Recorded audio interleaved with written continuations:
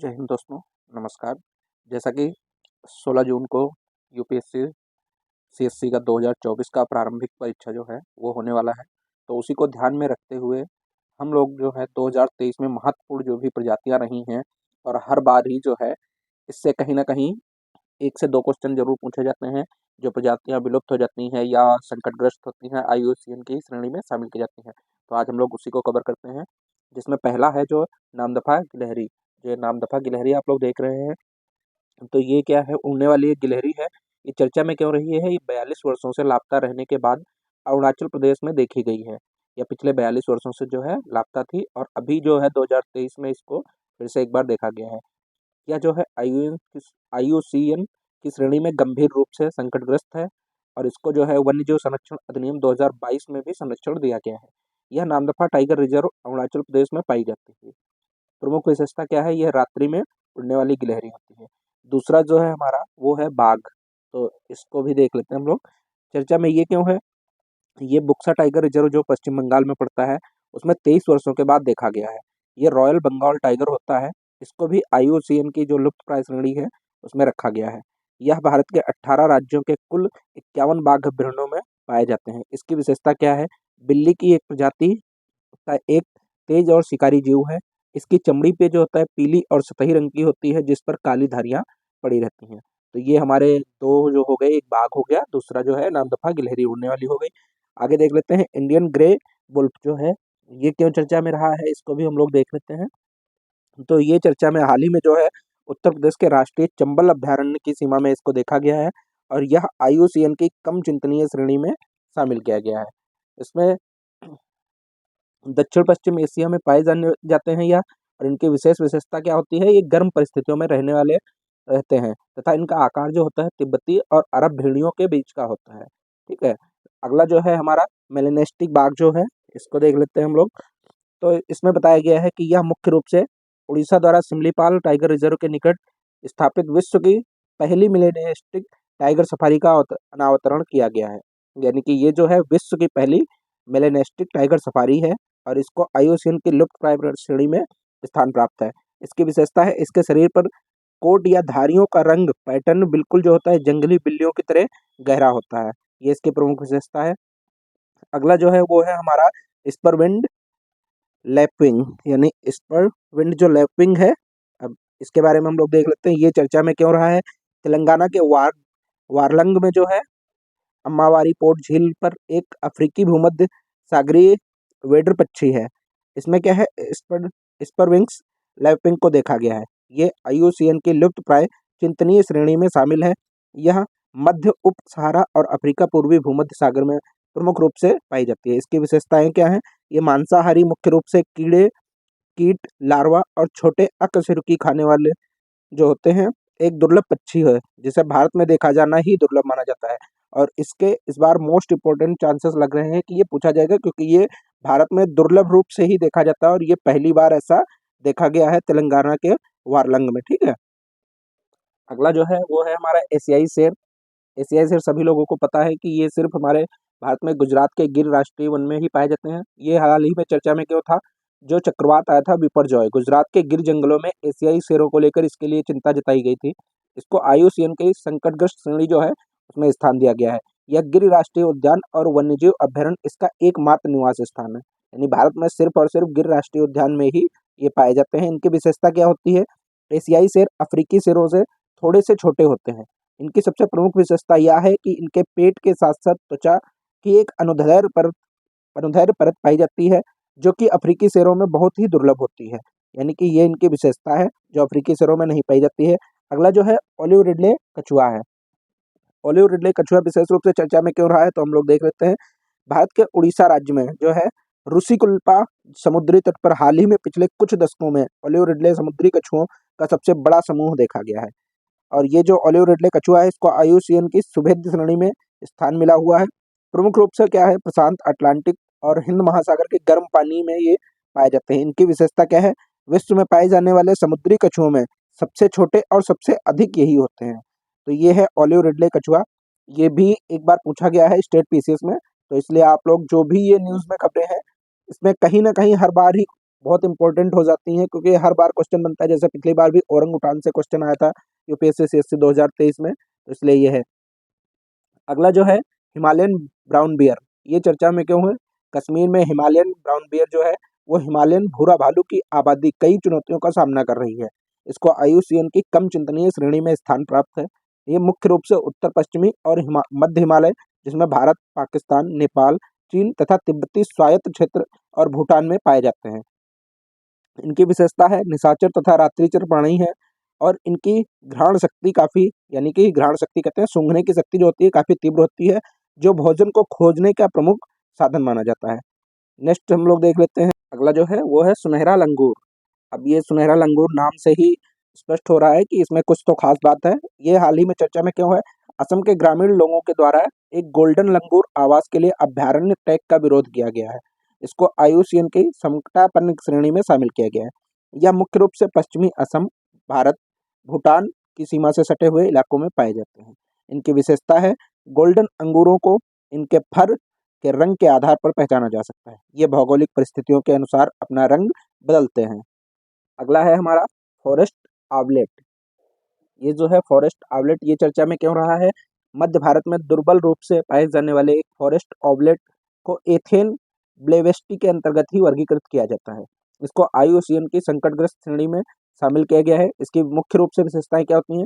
चित्तीदार उल्लू, एथेन ब्राह्मा की तरह दिखने वाला। इस फॉरेस्ट आंवलेट का वर्गीकरण हमेशा ही एक रहस्यमय रहा है। अगला हमारा जो है वो है फिशिंग बिल्ली, यानी फिशिंग बिल्ली। ये चर्चा में क्यों रही है? हाल ही में उत्तराखंड में देखी गई है, और इसको आईयूसीएन की सुभेद्य श्रेणी में स्थान प्राप्त है। कहाँ ये पाए जाते हैं? मुख्य रूप से पश्चिम बंगाल और बांग्लादेश के सुंदरवन के अलावा उड़ीसा की चिल्का, लैगून एवं आसपास की आर्द्र भूमियों, साथ ही साथ आंध्र प्रदेश में कोरिंगा तथा कृष्णा मैंग्रोव मैंग्रोव में ये पाए जाते हैं। इनकी विशेषताएं होती हैं, यह रात्रिचर होते हैं।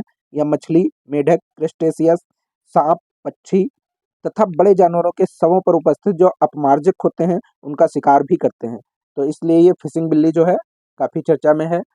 अगला जो है हमारा वो है स्लाथ भालू। ये स्लाथ भालू चर्चा में क्यों है? तो हम लोग देख लेते हैं कि 5 जनवरी 2024 यानी कि इसी वर्ष जो है भोपाल के चिड़ियाघर में भारत के सबसे बूढ़े 36 ईयर यानी कि 36 वर्षीय बबलू नाम के नर स्लॉथ भालू की मृत्यु हो गई है, इसलिए ये चर्चा में है। इसको आईयूसीएन की असुरक्षित श्रेणी में स्थान प्राप्त है। यह श्रीलंका, भारत, भूटान और नेपाल में मुख्य रूप से तराई क्षेत्रों में पाए जाते हैं। विशेषताएं: स्लॉथ बियर मुख्य रूप से दीमक और चींटियों को खाते हैं तथा भालू की अन्य प्रजातियों के विपरीत ये नियमित रूप से अपने शावकों को अपनी पीठ पर ले जाते हैं। ये शहद खाने के बहुत शौकीन होते हैं, इसलिए इन्हें हनी बियर के नाम से भी जाना जाता है। यानी स्लॉथ बियर भालू जो होते हैं इनको हम लोग हनी बियर के नाम से भी जानते हैं। हमारा अगला जो स्पीसीज है वो है काला हिरण। ये चर्चा में क्यों है? हम लोग देखते हैं, हाल ही में चर्चा में रहा है। इसके लिए एक अध्ययन के अनुसार बताया गया है कि भारत में कृष्णा मृग ने अपने अस्तित्व के लिए प्राकृतिक और मानव जनित खतरों के बावजूद स्वयं को सफलतापूर्वक अनुकूलित कर लिया है। इसे आईयूसीएन की कम चिंतनीय श्रेणी में स्थान प्राप्त है।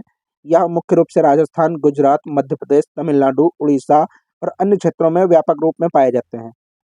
इसकी विशेषताएं होती हैं, कृष्णा मृग एक दैनंदिनी मृग, इसका मतलब होता है यह मुख्य रूप से दिन के समय में ही ज़्यादा सक्रिय रहता है, इसीलिए इसको दैनंदिनी के रूप में भी वर्गीकृत किया जाता है।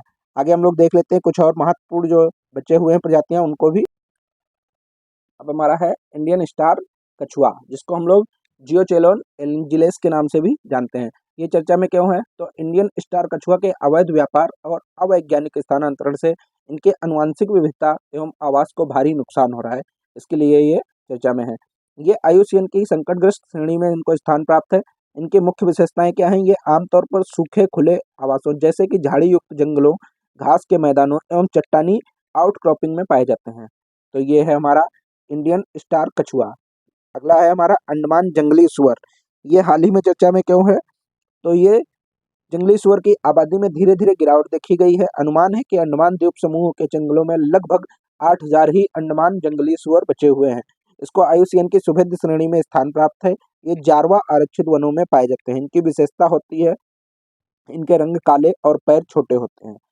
फिर नेक्स्ट है हमारा जो 4 सिंघों वाला मृग, यानी कि 4 सिंघों वाला जो मृग है इसको भी हम लोग कवर कर लेते हैं। ये है चर्चा में क्यों रहा है? हाल ही में पलामू टाइगर रिजर्व। अब आप लोगों को बताना है कि ये पलामू टाइगर रिजर्व कहाँ पड़ता है। कि दक्षिणी डिवीजन में 4 सिंघों वाला मृग देखा गया है। इसको IUCN की सुभेद्य श्रेणी में स्थान प्राप्त है। भारत और नेपाल में ये पाए जाते हैं मुख्य रूप से। इनकी विशेषता क्या है? सींगों का एक जोड़ा जो होता है वो तो कानों के बीच में, और दूसरा जोड़ा जो होता है वो माथे पर स्थित होता है। ये इनकी प्रमुख रूप से विशेषता होती है, 4 सींगों वाला मृग, ठीक है। और ये पलामू टाइगर रिजर्व में पाया जाता है। अगला है हमारा हिम तेंदुआ। तो हिम तेंदुआ क्यों चर्चा में रहा है? ये हाल ही में उत्तराखंड के चमोली जनपद में नंदा देवी राष्ट्रीय पार्क के अंतर्गत सुमाना क्षेत्र में हिम तेंदुए देखे गए हैं। IUCN की सुभेद्य श्रेणी में शामिल है यह, और इसकी विशेषता होती है यह उच्च तुंगता वाले हिमालय की प्रमुख प्रजाति होती है। फिर हमारा अगला है एक सींग वाला गेंडा। ये चर्चा में क्यों रहा है? तो जैसा कि आप सभी लोग जानते हैं, एक सींग वाला जो गेंडा है वो काजीरंगा नेशनल पार्क में मुख्य रूप से पाया जाता है। और इसको चर्चा में इसलिए है क्योंकि अभी हाल ही में काजीरंगा में जो एक सींग वाले गेंडे हैं उनकी संख्या में लगातार बढ़ोतरी देखी गई है। इसको IUCN की सुभेद्य श्रेणी में स्थान प्राप्त है तथा मुख्य रूप से ये घास, पत्तियों, झाड़ियों और पेड़ों की शाखाओं, फल तथा जलीय पौधों की चराई करते हैं। इसकी विशेषताएं क्या हैं?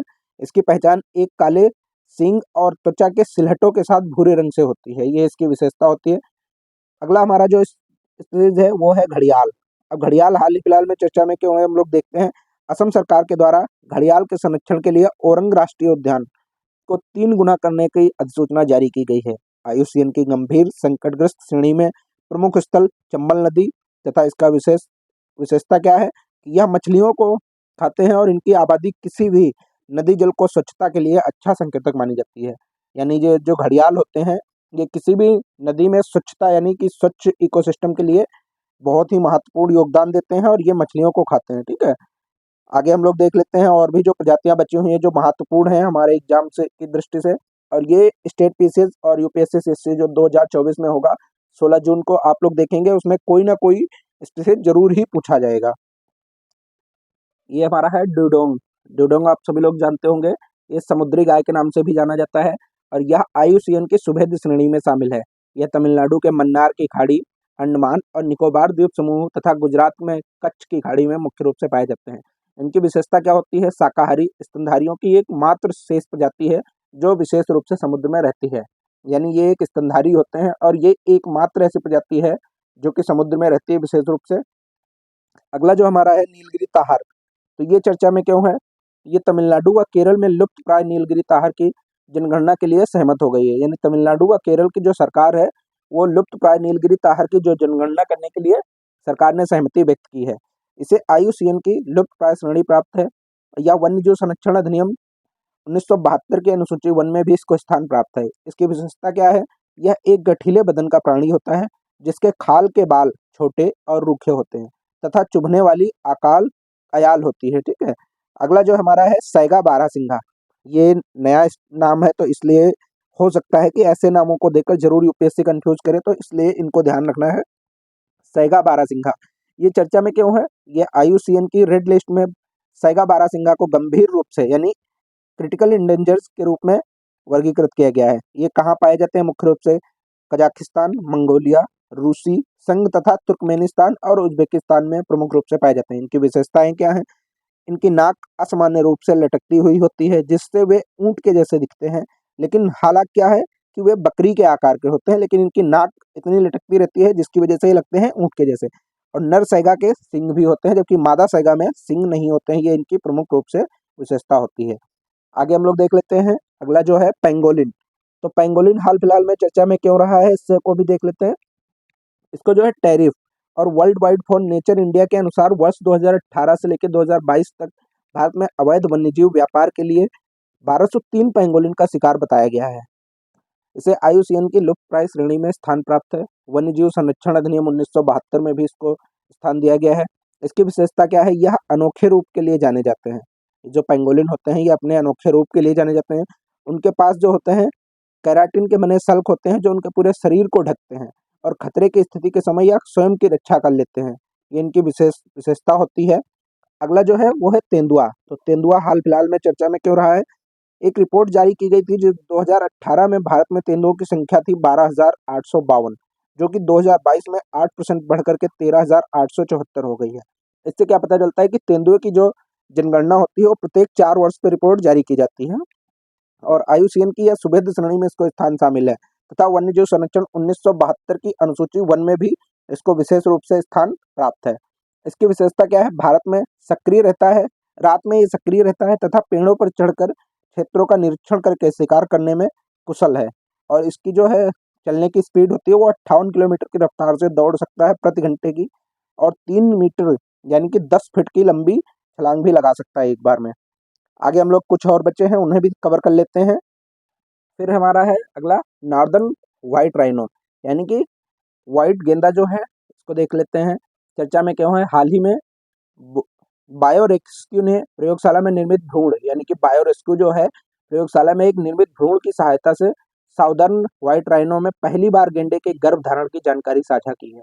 यानी कि जो प्रयोगशाला में भ्रूण बनाया गया है उसकी वजह से भी जो है साउदर्न व्हाइट राइनो है उसमें गर्भधारण की जानकारी साझा की गई है। इसको आयुसीएन की गंभीर रूप से लुप्तप्राय श्रेणी में स्थान प्राप्त है। इसकी विशेषताएं क्या होती हैं? सफेद गेंडे हाथी के बाद जो है दूसरा सबसे बड़ा धरातलीय स्तनधारी जीव है। इन्हें चौकोर होंठ वाले गेंडे के रूप में भी जाना जाता है, और इनके शरीर पर बाल ना के बराबर होते हैं। यानी कि जो व्हाइट राइनो होते हैं इनके शरीर पर बाल बहुत ही नाम मात्र के पाए जाते हैं, इसलिए ये चर्चा का विषय बने हुए हैं और पहली बार जो प्रयोगशाला के द्वारा इनको गर्भधारण कराया गया है। अगला है हमारा गंगा डॉल्फिन। चर्चा में क्यों है?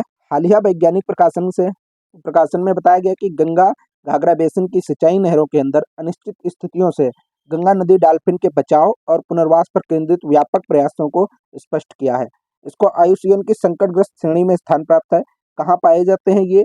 तो नेपाल, भारत और बांग्लादेश की गंगा, ब्रह्मपुत्र, मेघना तथा कर्णफुली सांगू नदी में प्रणालियों में मुख्य रूप से पाए जाते हैं। इनकी विशेषता क्या होती है? दृश्य क्षमता का अभाव होता है, और ये अल्ट्रासोनिक ध्वनि यानी कि जो गंगा डॉल्फिन होती हैं ये देखने में अक्षम होती हैं, देख नहीं पाती हैं, तथा इनमें जो होती है ये अल्ट्रासोनिक ध्वनि उत्सर्जित करती हैं जिससे ये शिकार करती हैं। भारत सरकार द्वारा इसे 2009 में राष्ट्रीय जलीय पशु के रूप में मान्यता प्रदान किया गया है। आप लोगों को बताना है कि राष्ट्रीय जलीय पशु जो है ये किस दिन घोषित किया गया था, और राष्ट्रीय जलीय जो डे है ये किस दिन मनाया जाता है। अगला है हमारा ग्रेट इंडियन बस्टर्ड। तो ये चर्चा में क्यों है ग्रेट इंडियन बस्टर्ड? इसको हाल फिलहाल में सर्वोच्च न्यायालय ने एक विशेष समिति का गठन किया है जिसका उद्देश्य है ग्रेट इंडियन बस्टर्ड के संरक्षण और सुरक्षा को संतुलित करना। इसे आयुसीएन की गंभीर रूप से लुप्तप्राय वन्यजीव संरक्षण में शामिल स्थान है। इसे वन्यजीव संरक्षण अधिनियम जो 1972 है उसकी अनुसूची 1 में भी स्थान दिया गया है। इसकी विशेषता क्या है? विद्युत लाइनों से टकराव तथा इलेक्ट्रोक्यूशन और शिकार, आवास का नुकसान और व्यापक कृषि आदि के परिणाम स्वरूप यह खतरे में आ गई है। जो ग्रेट इंडियन बस्टर्ड है ये इसलिए अभी विशेष रूप से चर्चा में है। फिर है बंगाल फ्लोरिकन। तो ये चर्चा में क्यों है? देख लेते हैं हम लोग। State of India's birds report 2023 जारी की गई है। इसमें क्या बताया गया है कि बंगाल फ्लोरिकन सबसे अधिक असुरक्षित पाई गई है। इसको आयुसीएन की गंभीर संकटग्रस्त श्रेणी में शामिल किया गया है, यानी क्रिटिकली इंडेंजर्ड में। विशेषताएं क्या है? आवास कम होने और अत्यधिक शिकार के कारण इनकी आबादी कम हो रही है। यह प्रजाति असम के कुछ क्षेत्रों को छोड़कर भारतीय उपमहाद्वीप में संरक्षित क्षेत्रों से बाहर प्रजनन नहीं करती हैं। तो फ्रेंड्स ये थे हमारे 2023 में जितने भी महत्वपूर्ण स्पीशीज या प्रजातियां चर्चा में रही हैं उन सभी को मैंने कवर किया है, और जो हमें लगता है कि आ सकते हैं उसी हिसाब से मैंने इन सभी को कवर किया है, और बहुत ही शॉर्ट तरीके से आप लोगों को एक एक के बारे में बताया गया है। मैं कोशिश करूंगा कि इन सभी की पिक भी मैं अपने मतलब यूट्यूब चैनल पे ही अपलोड कर दूं, जिससे आप लोग इनको देख भी ले तो और अच्छा रहेगा। और ऐसी ही वीडियोस के लिए अब मैं कोशिश कर रहा हूँ कि लगातार आप लोगों को 16 जून तक के लिए इम्पोर्टेंट्स टॉपिक पे ऐसे ही शॉर्ट वीडियो बना के दे दूँ, ताकि आने वाले एग्जाम में और जो भी लोग एग्जाम दे रहे हैं उनको बहुत ही फायदा हो। आप लोग बता भी सकते हैं कि किस टॉपिक पर आप लोगों को और वीडियो चाहिए। जैसे कि मैं अभी सोच रहा हूँ कि जितने भी इम्पोर्टेंट हिस्ट्री के आंदोलन होते हैं उन सभी को एक वीडियो में कवर अप करा दिया जाए। इसी प्रकार से जो भी इस बार जैसे अभी पुरस्कार मिले हैं, नोबेल प्राइज है या फिर जो पद्मश्री अवार्ड है, पद्म विभूषण है, इन सभी को भी, या भारत रत्न हो गए, इन सभी के लिए भी मैं एक वीडियो बना दूंगा जिससे कि आप सभी लोग कवर कर सकते हैं। उसके बाद अभी जो 2024 में जितने भी यूपीएससी सीएससी के द्वारा एग्जाम कंडक्ट कराए जा रहे हैं, जैसे कि एनडीए हो गया, सीडीएस हो गया, उन सभी में मानवाधिकारों के ऊपर भी लगातार प्रश्न पूछे जा रहे हैं। तो मैं उसके ऊपर भी आप लोगों को एक इम्पोर्टेंट वीडियो बना के दे दूंगा, तो वो आप लोगों के लिए बहुत ही उपयोगी होगी। ऐसी ही वीडियो और देखने के लिए चैनल को सब्सक्राइब करें तथा एक प्यारा सा कमेंट करें जिससे हमें और मोटिवेशन मिले, और आप लोग बता सकते हैं कि आप लोगों को किस टॉपिक पर वीडियो देखना पसंद है।